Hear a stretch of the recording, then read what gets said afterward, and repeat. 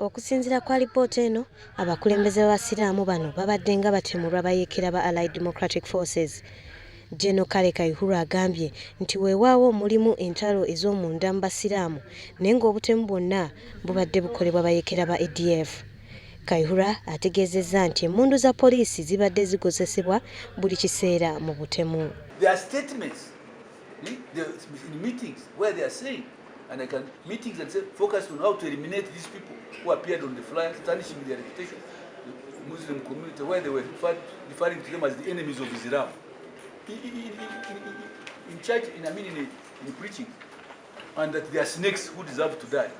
Abasiraamu abasoba mu 12 batemuddwa mu bbanga lya myaka 2 gyokka. Poliisi egamba nti bano bonna abattibwa baali batuukiriddwa abalwanyi ba ADF era nga balina kye baali bamanyi ku bantu bano.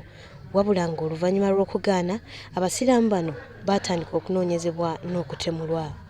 Flyers, 13 flyers including the flyers contain Sheikh Mustafa Bahiga, who has since been shot dead, Sheikh Hassan Kiria, shot dead, Sheikh Haruna Jemba, attempted murder, Sonko Najib, was on that list and he keeps getting threatening messages, Sheikh Muhammad Kibate, and Sheikh Daura Swadi.